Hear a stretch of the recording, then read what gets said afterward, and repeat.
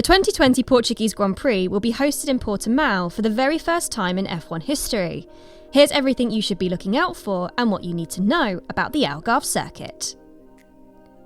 More casually known as Portimao owing to its hillside location about 20 kilometres north of the Portuguese port city, the Autódromo Internacional do Algarve, to give the circuit its proper title, was completed in 2008 at a cost of almost €200 million.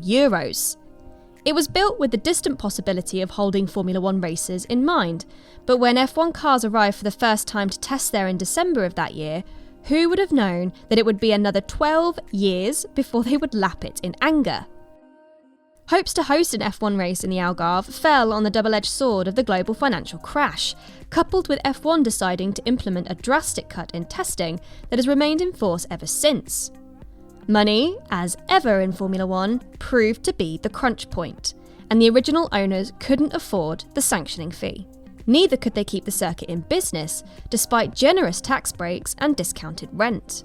The track is now effectively state-owned, and is a popular venue for track days, as well as an occasional host of GT and motorcycle races. After a prolonged courtship, it will also host a MotoGP round following the cancellation of several events in that championship. The unique nature of this season, where F1 is in effect renting circuits to host races in order to fulfill TV contracts, has made F1 suddenly viable for circuits like Portimao, which ordinarily couldn't afford to get a look in. Once, if F1 returns to normal, it's difficult to see races like this sticking around without a significant injection of extra cash from somewhere else. The drivers who took part in the first 3-day F1 test in 2008 were Pedro de la Rosa and Gary Paffett in their McLarens, and Felipe Massa, Luca Badoa and Marc Genet in Ferraris. McLaren returned in January 2009 for another go, joined by Renault, Toro Rosso, Toyota and Williams. Red Bull reserve driver and Formula E champion Sebastian Buemi is credited with the fastest official F1 lap recorded, a 1 minute 27.987 seconds effort set while testing for Toro Rosso, with whom he began his F1 career that season.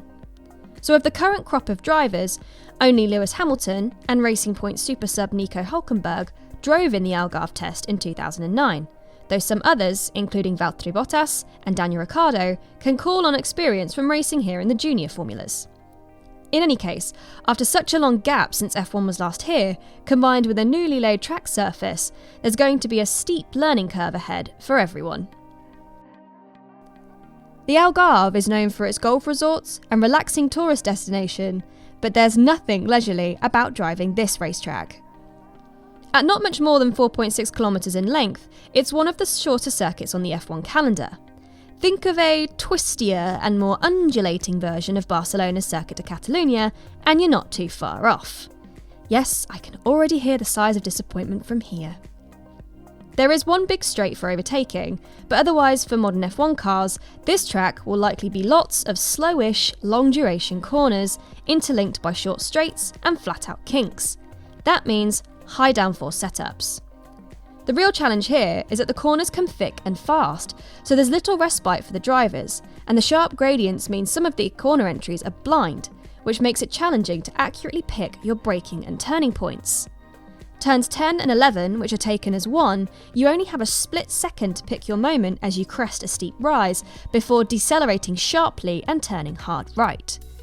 Then you plunge downhill before rising back up through the flat-out left-hander at turn 12, before immediately slamming on the brakes again for turn 13. It really is like being on a roller coaster. To go quickly here, you need a car that's good on the brakes, and you need to make the right trade-off between setting up the car to gain good traction coming off those tight turns without introducing too much speed-sapping understeer that will hurt your lap time through those long radius corners. Expect most, if not all, of the overtaking to be done on the main straight approaching turn 1, the entry to which is downhill and actually quite fast, which could make for some interesting contests as drivers try to hang on for dear life before braking heavily for the much tighter turn 3. Turn 2 isn't really a corner. Turn 14 is the last proper corner on the lap. It's a sort of Luffield tribute act, owing to having a similar profile to the Silverstone Grand Prix circuit's famous double apex right-hander. Different lines can be taken through here, but the fact it leads directly into a long acceleration zone for that main straight means getting the exit right is absolutely critical for a good lap. Mess this one up, and you pay for it twice, because the start of your next lap will be ruined too.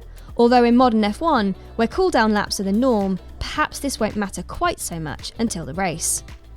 There's a vicious bump bang on the apex of that final right-hand sweep leading onto the straight.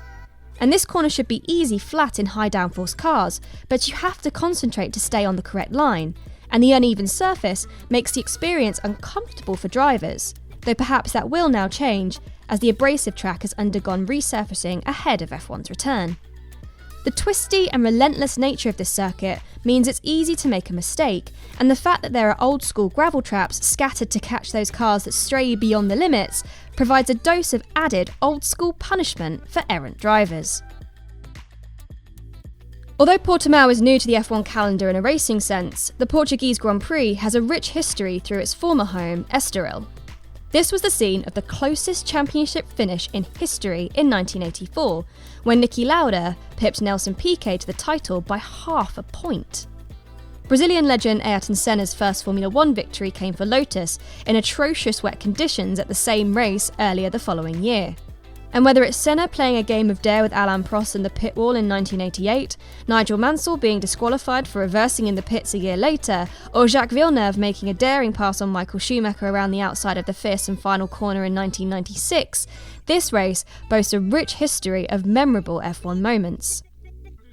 This year's Portuguese Grand Prix will end a 24-year wait for this race to return to the F1 calendar.